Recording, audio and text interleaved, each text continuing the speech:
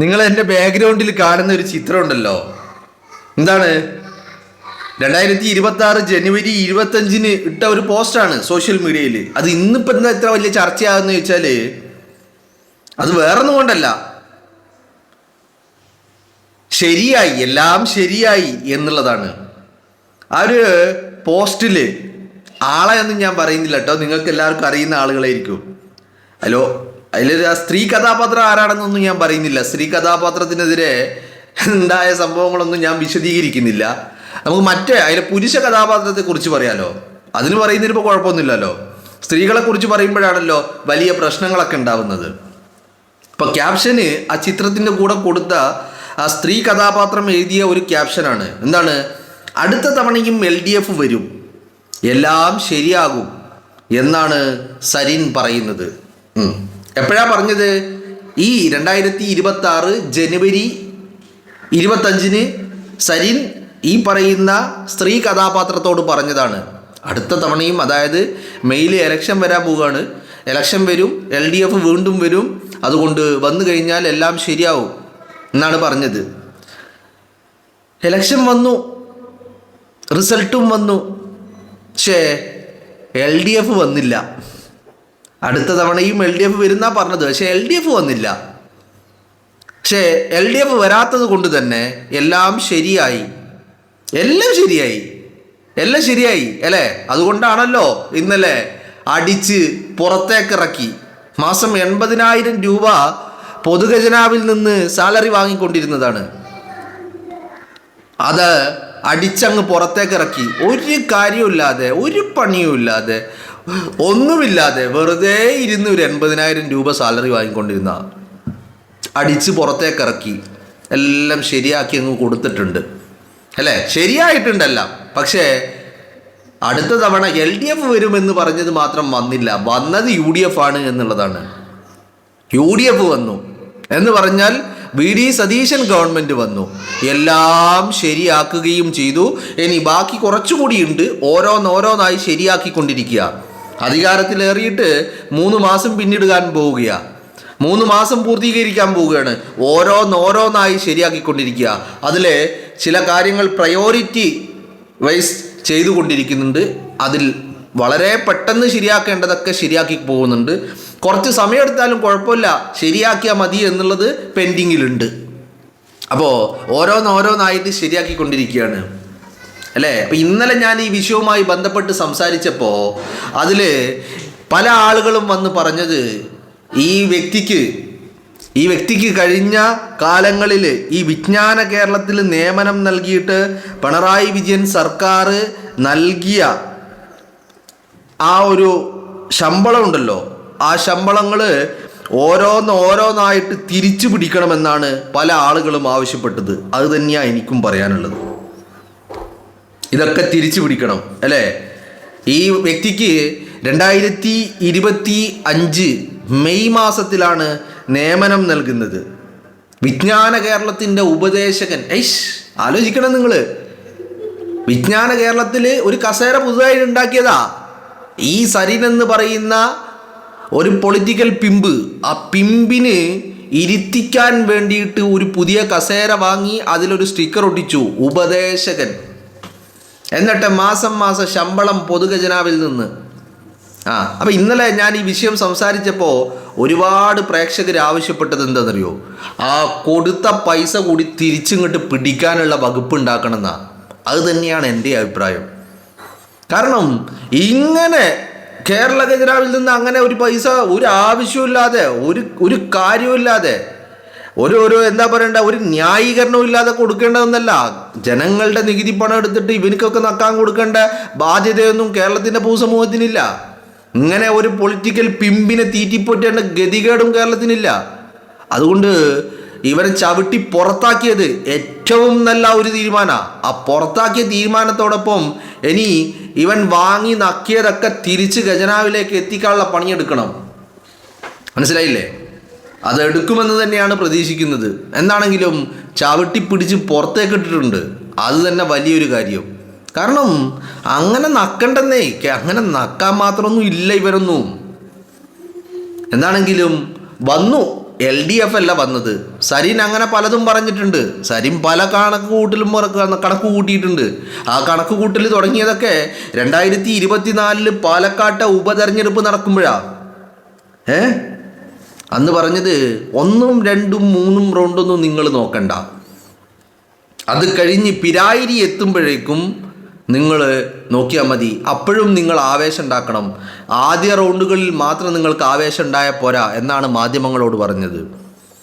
മാത്രമല്ല, പിരായിരി എണ്ണിക്കഴിയുമ്പോഴേക്കും പാലക്കാട്ടെ UDFൻ്റെയും കോൺഗ്രസിൻ്റെയും അടിത്തറ ഇളകുമെന്നാണ് പറഞ്ഞത്. അതും മാത്രമല്ല, പാലക്കാട്ടെ തെരഞ്ഞെടുപ്പ് കമ്മിറ്റി ആപ്പീസ് അവിടെ ഉണ്ടാവില്ല എന്ന് മാത്രമല്ല, 2024 ഈ തെരഞ്ഞെടുപ്പ് നടന്നത്, ഉപതെരഞ്ഞെടുപ്പ്. പാലക്കാട്ടെ ഉപതെരഞ്ഞെടുപ്പ് കഴിയുന്നതോടുകൂടി പ്രതിപക്ഷ നേതാവ്, മുഖ്യമന്ത്രി എന്ന് പറയുന്നത് ഇപ്പോഴത്തെ മുഖ്യമന്ത്രി കേട്ടോ, പ്രതിപക്ഷ നേതാവ്, അന്നത്തെ പ്രതിപക്ഷ നേതാവായിരുന്ന VD സതീശൻ ആ കസേരയിൽ പോലും ഉണ്ടാകില്ല എന്നാണ് പറഞ്ഞത്. അപ്പോൾ അതുകൊണ്ട് VD സതീശനെ ഞാൻ പറവൂരിലെ വീട്ടിൽ ചെന്ന് കാണേണ്ട ഗതികേടുണ്ടാകുമോ എന്നാണ് ചോദിച്ചത്. അപ്പോൾ UDFൻ്റെയും കോൺഗ്രസിൻ്റെയും അടിത്തറ അങ്ങോട്ട് മാന്താൻ ഇറങ്ങി പുറപ്പെട്ടതാ ഇവൻ. അത് മാന്തും അടിത്തറ ഇളക്കും എന്നുള്ളതായിരുന്നു ഇവൻ്റെ കണക്കുകൂട്ടൽ അവിടെ മാത്രമല്ലായിരുന്നു കേട്ടോ. കണക്കുകൂട്ടൽ അത് കഴിഞ്ഞ് 2026 നിയമസഭാ തെരഞ്ഞെടുപ്പ് വന്നപ്പോഴും ഈ കണക്കുകൂട്ടലുണ്ടായി. ആ കണക്കുകൂട്ടലാണ് ഇവന് ഈ പറയുന്ന സ്ത്രീ കഥാപാത്രത്തോട് പറഞ്ഞത്. എന്ത് പറഞ്ഞത്? നമ്മൾ LDF വീണ്ടും വരും, വന്നു കഴിഞ്ഞ് നമ്മൾ എല്ലാം ശരിയാക്കുമെന്ന്. ആലോചിക്കണം. എല്ലാം ശരിയാക്കിക്കൊണ്ടിരിക്കുകയാണ്. പകുതിയിലേറെ ശരിയാക്കി, വന്നൊരു 3 മാസമേ ആയിട്ടുള്ളൂ. ഇനി ബാക്കിയുള്ളതും കൂടി ശരിയാക്കും. ഈ ഒരു വർഷം കൊണ്ട് എല്ലാം ശരിയാക്കിയിട്ട് പിന്നെ കേരളത്തിന് വേണ്ടതൊക്കെ നൽകുക എന്നുള്ളതാണ് UDF ഗവൺമെൻറ്റിൻ്റെ തീരുമാനമെന്ന് പറയുന്നത്.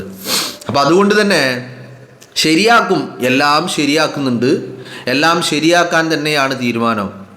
മനസ്സിലായില്ലേ? ഇപ്പം നിങ്ങൾക്കൊരു കാര്യം മനസ്സിലായില്ലേ? തെരഞ്ഞെടുപ്പ് ഘട്ടത്തിൽ മാതൃഭൂമിക്ക് നൽകിയ അഭിമുഖത്തിൽ ബഹുമാനപ്പെട്ട മുഖ്യമന്ത്രി VD സതീശൻ, അന്നത്തെ പ്രതിപക്ഷ നേതാവ്, അന്ന് അദ്ദേഹം പറഞ്ഞിട്ടുണ്ട്, രാഹുൽ മാങ്കൂട്ടത്തിലിനെ കുറിച്ച്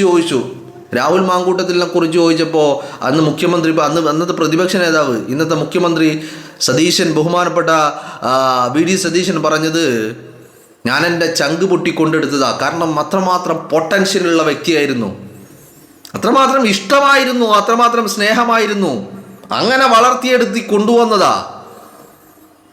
അപ്പോൾ അത്രമാത്രം മുറിവേറ്റിരുന്നു മനസ്സിന്. ആ മുറിവുണക്കണ്ടേ? വളരെ കൃത്യമാണല്ലോ പിന്നിൽ പ്രവർത്തിച്ചതും പിന്നിൽ നിന്ന് ഈ പറയുന്ന ആളുകളെ കെട്ടിയിറക്കിയതുമൊക്കെ ആരാണ് എന്നുള്ളത് വളരെ കൃത്യമായിട്ട് എല്ലാവർക്കും അറിയുന്ന കാര്യമാണല്ലോ, അല്ലേ? അപ്പോൾ കെട്ടിയിറക്കിയതിന്, പലരെയും കെട്ടിയിറക്കി രാഹുലിനെ വീഴ്ത്താൻ വേണ്ടിയിട്ട്. ആ പിന്നിൽ കളിച്ചത് ഈ പൊളിറ്റിക്കൽ പിമ്പ. ഇവൻ്റെ ഭാര്യയുടെ മുന്നിൽ തോറ്റ് നാണം കെട്ടതിന് പകരം ചോദിക്കാൻ ഇറങ്ങിയതാ. ഇപ്പം ഉപതെരഞ്ഞെടുപ്പ് കഴിഞ്ഞു, രാഹുൽ മാങ്കൂട്ടം പാലക്കാട്ടെ ചരിത്ര ഭൂരിപക്ഷത്തിൽ വിജയിച്ചു. ഒക്കെ കഴിഞ്ഞ് നമ്മൾ കുറച്ച് ദിവസം പിന്നൊരു സൈലൻസ് ആയിരുന്നു. ഈ പൊളിറ്റിക്കൽ പിമ്പിനെ എവിടെയും കണ്ടില്ല. അപ്പം നമ്മളെല്ലാം കരുതിയത് എന്താ? അയ്യോ, തോറ്റ നാണക്കേടിൽ എവിടെയോ പോയി മൂലയിൽ മറഞ്ഞിരിക്കുകയാണ്, മാളത്തിൽ ഒളിച്ചിരിക്കുകയാണെന്നാണ് നമ്മൾ കരുതിയത്. സംഭവം ഒളിവ് ജീവിതം തന്നെയായിരുന്നു. പക്ഷെ ആ ഒളിവ് ജീവിതത്തിൽ ഒളിയമ്പുകൾ നെയ്തുകൊണ്ടിരിക്കുകയായിരുന്നു, ഉണ്ടാക്കിക്കൊണ്ടിരിക്കുകയായിരുന്നു, അതിൻ്റെ നിർമ്മാണത്തിലായിരുന്നു. രാഹുലിനെ വീഴ്ത്താൻ വേണ്ടിയുള്ള പണിയെടുത്തുകൊണ്ടിരിക്കുകയായിരുന്നു ആ ഒളി ജീവിത കാലത്ത്. മനസ്സിലായില്ലേ? അതിനു വേണ്ടി എല്ലാ ചെറ്റത്തരവും ചെയ്യാൻ റെഡിയായിട്ടായിരുന്നു അന്ന് ഇവനൊക്കെ ജീവിച്ചു കൊണ്ടിരുന്നത് എന്നുള്ളതാണ് നമ്മൾ മനസ്സിലാക്കേണ്ടത്. അപ്പോൾ ആ ആളുകൾ വളരെ കൃത്യമായി പ്ലാൻ ചെയ്ത് ആളുകളെ ഇറക്കി, പണം കൊടുത്തിറക്കി, പലരെയും പല രീതിയിൽ ഈ പറയുന്ന AKG സെൻറ്ററിൽ നിന്ന് പരാതി ഉണ്ടാക്കി, പലരെ കൊണ്ടും സൈൻ ചെയ്യിപ്പിച്ച്, കേരളത്തിലെ ഈ പറയുന്ന മാധ്യമ കൃമികീടങ്ങളെ കൂടി വിലക്കെടുത്ത്, അവരെ കൂടി സ്വാധീനിച്ച്, അവരുടെ കൂടി ചെലവിൽ രാഹുൽ മാങ്കൂട്ടം വേട്ട നടത്തുകയായിരുന്നു. അപ്പം ഈ വേട്ടയൊക്കെ നടത്തിയിട്ട് പോയവർ അധികാരം കിട്ടുമ്പോൾ അത്തരക്കാരെയൊക്കെ മറക്കാൻ പറ്റുമോ? കൊടുക്കണ്ടേ? നല്ല നല്ല നല്ല നല്ല വെടിപ്പായിട്ട് കൊടുക്കണ്ടേ? കൊടുത്തല്ലേ മതിയാകൂ. അതാണ് ഇന്നലെ സംഭവിച്ചത്. എന്താണെങ്കിലും എനിക്ക് വല്ലാതെ ഇഷ്ടപ്പെട്ടു. ഇനി അവിടെ ഒരു ശുദ്ധി കലശം കൂടി നടത്തണം. എവിടെ? ഈ വിജ്ഞാന കേരളത്തിൽ. അല്ലെങ്കിൽ ഇപ്പം പറയുന്നത് കേട്ടത് ആ സംഭവം തന്നെ ഒന്നടങ്കം പിഴുത് വലിച്ചു മാറ്റി വേസ്റ്റ് ബിന്നിലേക്ക് നിക്ഷേപിച്ചു എന്നാണ് പറഞ്ഞു കേൾക്കുന്നത്. അല്ലേ? വിജ്ഞാന കേരളം എന്ന് പറയുന്ന ആ കുറച്ച് കൃമികീടങ്ങൾക്ക് തിന്നാൻ വേണ്ടി ഇട്ട കസേര എല്ലാം കൂടെ എടുത്ത് മാലിന്യ കൂമ്പാരത്തിലേക്ക് സതീശൻ വലിച്ചെറിഞ്ഞിട്ടുണ്ട്, അടിച്ചിറക്കിയിട്ടുണ്ട്. ഇനി അവിടെ മറ്റ് കസേരകൾ എന്തെങ്കിലും ആ അവിടെ സ്ഥാപിക്കാൻ പോകുന്നുണ്ടെങ്കിൽ ആദ്യം ഒരു ശുദ്ധികലശം അവിടെ നടത്തണം. കാരണം ഇവനെപ്പോലെയുള്ള പൊളിറ്റിക്കൽ പിമ്പുകളുടെ പാദസ്പർശമേറ്റ ഇടമാണ്, നന്നാവൂല അവിടെ. അതുകൊണ്ട് ഒന്ന് ക്ലീൻ ചെയ്തിട്ട് വേണം, ഒരു ശുദ്ധികലശം നടത്തിയിട്ട് വേണം അവിടെ ഇനിയുള്ള കസേരകൾ സ്ഥാപിക്കാൻ എന്നുള്ളതാണ് നമ്മൾ മനസ്സിലാക്കേണ്ടത്. എന്താണെങ്കിലും നന്നായിട്ട് ചെയ്തിട്ടുണ്ട്, ആഗ്രഹിച്ചത് തന്നെ. എന്താണെങ്കിലും വന്നത് UDF ആ, LDF അല്ല വന്നത്. വന്നത് UDF ആണ്. എല്ലാം ശരിയാക്കാൻ തുടങ്ങിയിട്ടുമുണ്ട് എന്നുള്ളതാണ്.